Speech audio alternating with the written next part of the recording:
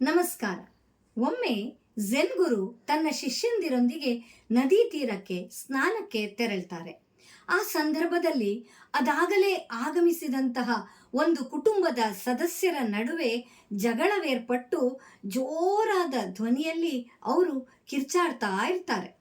ಇದನ್ನು ನೋಡಿದಂತಹ ಗುರು ತನ್ನ ಶಿಷ್ಯಂದಿರಲ್ಲಿ ಕೇಳ್ತಾರೆ, ಮನುಷ್ಯ ಸಿಟ್ಟು ಬಂದಾಗ ಅಷ್ಟು ಜೋರಾದ ಧ್ವನಿಯಲ್ಲಿ ಯಾಕೆ ಮಾತಾಡ್ತಾರೆ ಎನ್ನುವ ಹಾಗೆ. ಶಿಷ್ಯಂದಿರು ಹೇಳ್ತಾರೆ, ಮನುಷ್ಯನಿಗೆ ಸಿಟ್ಟು ಬಂದಾಗ ಅವನ ಸಮಾಧಾನ ನಾಶವಾಗಿರುತ್ತೆ, ಹಾಗಾಗಿ ಜೋರಾಗಿ ಕಿರ್ಚಾಡ್ತಾರೆ ಅಂತ. ಆಗ ಗುರುಗಳು ಮತ್ತೆ ಕೇಳ್ತಾರೆ, ಅಲ್ಲ, ಸಿಟ್ಟು ಬಂದರೆ ಅದನ್ನು ಸಮಾಧಾನದಲ್ಲೇ ತಿಳಿ ಹೇಳ್ಬೋದಲ್ವಾ, ಜೋರಾಗಿ ಕಿರ್ಚಾಡುವಂತಹ ಅವಶ್ಯಕತೆ ಏನಿದೆ ಅಂತ. ಶಿಷ್ಯಂದಿರು ತಮಗೆ ತಿಳಿದ ಹಾಗೆ ಬೇರೆ ಬೇರೆ ಉತ್ತರವನ್ನು ಕೊಡ್ತಾರೆ. ಆದರೆ ಯಾವ ಉತ್ತರವೂ ಕೂಡ ಗುರುವಿಗೆ ಸಮಾಧಾನವನ್ನು ನೀಡುವುದಿಲ್ಲ. ಆಗ ಶಿಷ್ಯಂದಿರು ಗುರುಗಳನ್ನೇ ಕೇಳ್ತಾರೆ, ನೀವೇ ಇದಕ್ಕೆ ಉತ್ತರ ಹೇಳಿ ಅಂತ. ಆಗ ಗುರುಗಳು ಹೇಳ್ತಾರೆ, ಸಿಟ್ಟು ಬಂದಾಗ ಮನುಷ್ಯನ ಹೃದಯಗಳು ದೂರ ಆಗಿರುತ್ತೆ. ಆ ದೂರ ಆದಂತಹ ಹೃದಯವನ್ನು ತಲುಪಲಿಕ್ಕೆ ಗಟ್ಟಿಯಾಗಿ ಮಾತನಾಡುವಂಥದ್ದು ಅನಿವಾರ್ಯವಾಗಿರುತ್ತೆ. ಸಿಟ್ಟು ಹೆಚ್ಚಾದ ಹಾಗೆ ಆ ಅಂತರ ಎನ್ನುವಂಥದ್ದು ಮತ್ತೂ ಹೆಚ್ಚಾಗ್ತಾ ಹೋಗುತ್ತೆ. ಅದನ್ನು ತಲುಪಲಿಕ್ಕೆ ಮತ್ತೂ ಗಟ್ಟಿಯಾದ ಧ್ವನಿಯಲ್ಲಿ ಕೂಗಬೇಕಾಗತ್ತೆ.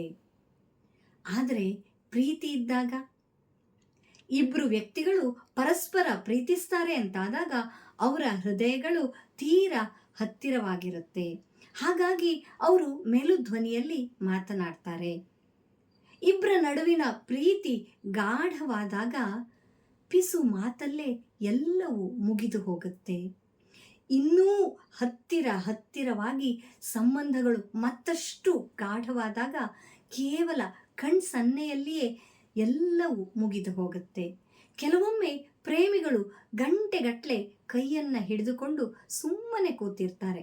ಆದರೆ ಅವರ ನಡುವೆ ಏನೋ ಒಂದು ಸಂಭಾಷಣೆ ನಡೀತಾನೇ ಇರುತ್ತೆ. ಹೌದು ಸ್ನೇಹಿತರೆ, ನಮ್ಮಲ್ಲಿ ಸಿಟ್ಟು ಬಂದಾಗ ಹೃದಯಗಳು ದೂರ ಹೋಗ್ತಾ ಇರುತ್ತೆ. ಹೀಗೆ ಸಿಟ್ಟು ಅತಿಯಾದಾಗ ಹೃದಯಗಳ ನಡುವಿನ ಅಂತರ ಹೆಚ್ಚಾಗುತ್ತೆ. ಆ ಅಂತರವನ್ನು ತಲುಪಲಿಕ್ಕೆ ನಮಗೆ ಸಾಧ್ಯವೇ ಆಗದೇ ಇರಬಹುದು, ಅಥವಾ ಸಿಟ್ಟಿನಲ್ಲಿ ದಾರಿ ತಪ್ಪಿಯೂ ಹೋಗಿಬಿಡಬಹುದು. ಹಾಗಾಗಿ ನಾವು ಈ ಕುರಿತಾಗಿ ಆಲೋಚಿಸಬೇಕಾದ ಅಗತ್ಯ ಇದೆ. ಸಿಟ್ಟು ಒಳ್ಳೆಯದ, ಪ್ರೀತಿಯ? ಧನ್ಯವಾದ.